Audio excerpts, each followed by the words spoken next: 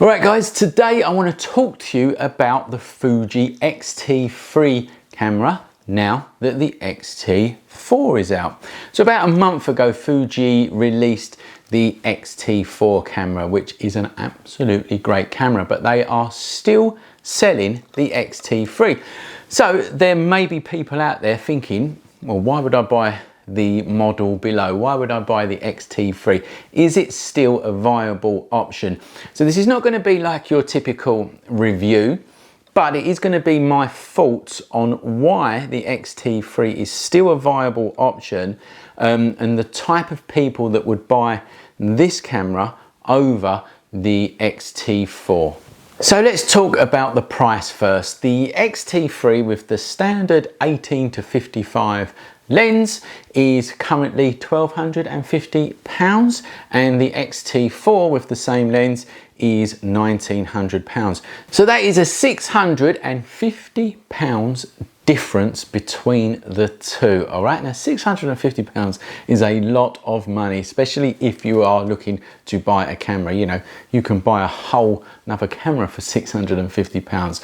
I'm not sure what the costs are in, you know, the US or Australia and places like that. So if you want to just put in the comments for me, please, the price these cameras are in your country, that would be much appreciated. So firstly, let's talk about what's the same between the two. They both have the same sensor and the same processor, all right? So for argument's sake, you're going to get the same image quality out of both cameras.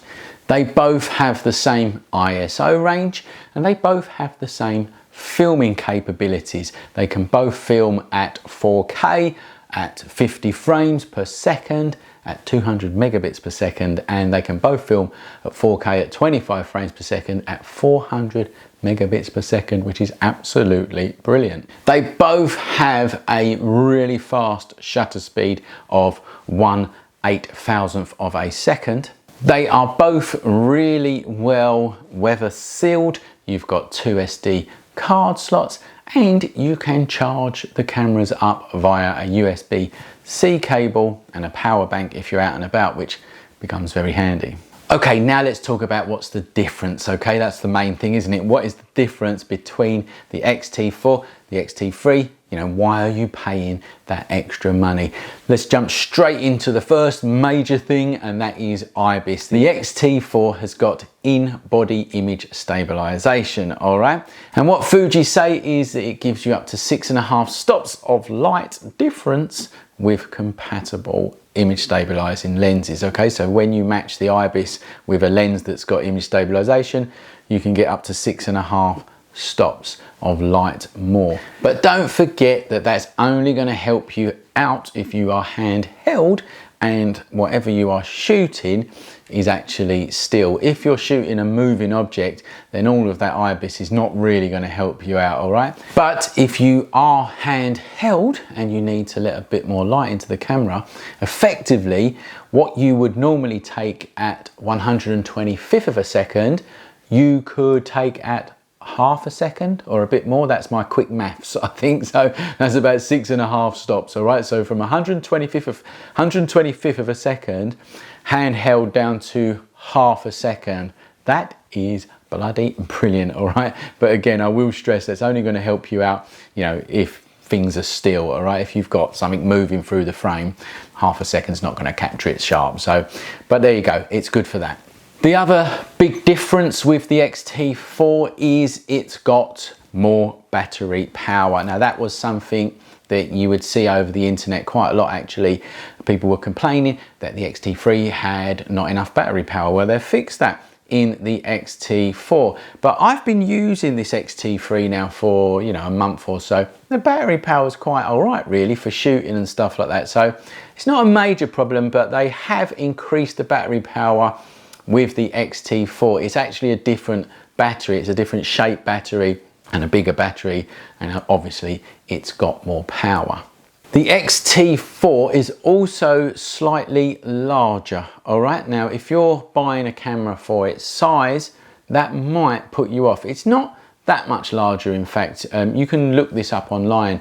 It's a few millimeters each way, you know, but it is that little bit larger, and that's to accommodate for the extra battery, the bigger battery, and it's also to accommodate for the IBIS, because what you need is some space around the sensor because it works on magnets basically.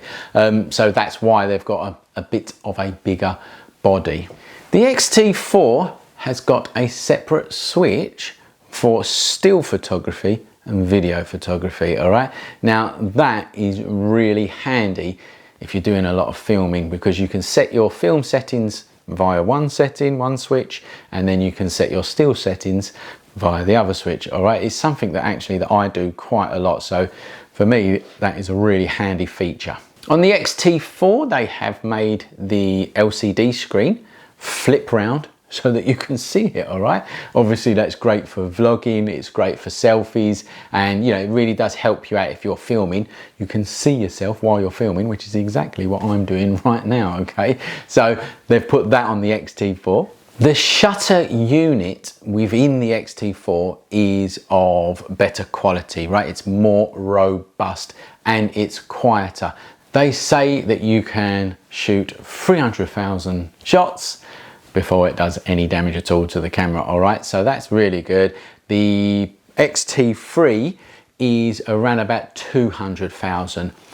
So, I mean, it's really good if you're thinking of shooting that amount of shots. All right, so they've made the shutter unit more robust in the X-T4. So the autofocus tracking is said to be better on the X-T4, but by no means is it not good on the X-T3.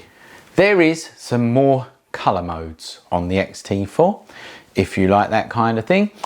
Personally, I do all of my color grading in Lightroom afterwards, or in Premiere Pro afterwards if I'm doing filming. So they both film log, so that's the way we do it. We film in log and we color grade it. I shoot in the standard format and I color grade it in Lightroom. But for those people that want it, there are extra color profiles in the X-T4. So like I said previously, the sensor in both cameras is the same, okay? And it films at the same quality, really high spec.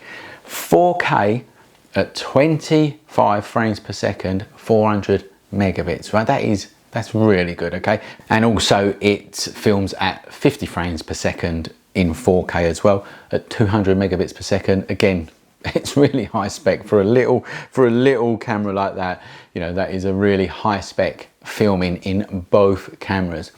But the X-T4 has got an extra slow-mo, all right? So the X-T4 can shoot in 240 frames per second at normal HD, okay? And the X-T3 is 120 frames per second in HD. But let me tell you something, 120 frames per second is slow-mo. It's 5 times slower than the original. 240 is 10 times slower than the original, all right? So for argument's sake, you are gonna get really good slow-mo footage from both cameras. Just the X-T4 is gonna have, you know, well, a bit more. And another thing that the X-T4 has got when it comes to filming is they've got this feature that's called V-Log Assist, and that means that you can shoot in log, but you can view the footage as you're filming on the screen. You can view that footage in normal, well, filming if you like. So if you don't know, when you film in log, it's very grey and flat, and then you post-process it back in Premiere Pro or whatever. So what the camera is doing is it's making you see the footage as realistic as possible, but filming in log. I mean, that's a really handy feature if you are going to be filming a lot. The X-T3 doesn't have that feature. So here is my conclusion to all of this. £1,250 for the X-T3 with a really good lens is an absolute bargain. I don't think there's any other camera out there, and what I mean by that is, all the major brands of cameras, let's take their high-end cameras, their pro range cameras, right? There ain't one out there that is at that price for that quality. It's an absolute bargain. 1,250 quid for a pro end camera. That's my thoughts on it, right? It's going to be the same quality as the X-T4 when it comes to shooting. It's going to be the same quality when it comes to filming. And if you're going to be doing a bit of filming and mainly still photography, why would you get the X-T4? That's my thought on it. Anyway, now here's the sort of caveat on that. If I'm talking about me, I would go for the X-T4, all right? And the reason for that is that we obviously do a lot of filming. You know, we've got the School of Photography, all our video courses that we sell, our YouTube channel and things like that. Those extra features in filming is gonna really help us out. The IBIS, when you are hand holding and filming shots, is absolutely brilliant on, I've used it on other cameras and I'm looking forward to using it on the Fuji, to be honest, all right? So there is a, so I know I'm contradicting myself, but I'm telling you my needs. I will be doing a lot of filming on the camera. So them extra features is gonna be worth the extra £650 to me, all right?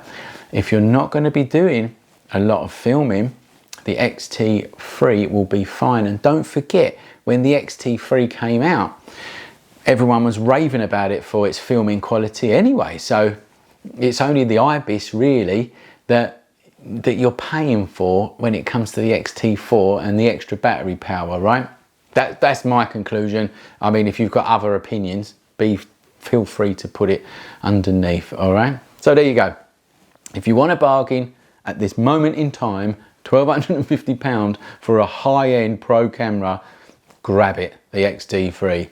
If you're going to do loads of filming, if filming is your main thing, the X-T4 is going to be worth the extra money. Look, it's just a little, I want to thank Fuji. They sent me this to have a little play with, and that is my fault. So I'm not being paid to say anything. I've been using this for, you know, about a month. I think it's a blinding camera. I think it's an absolutely brilliant camera in its small body, and it's just the ease of use. It's just brilliant, all right? And there's my thoughts on it. I hope it's helped you out. Don't forget, like this video, share it with your friends, subscribe to our channel, click the like button. Tell us what you think. If you've used the X-T3, this is important now, guys. If you've used the X-T3 or the X-T4 and you know any more, put it in the comments below and help other people out. They would really appreciate it. And so would I, in fact, all right?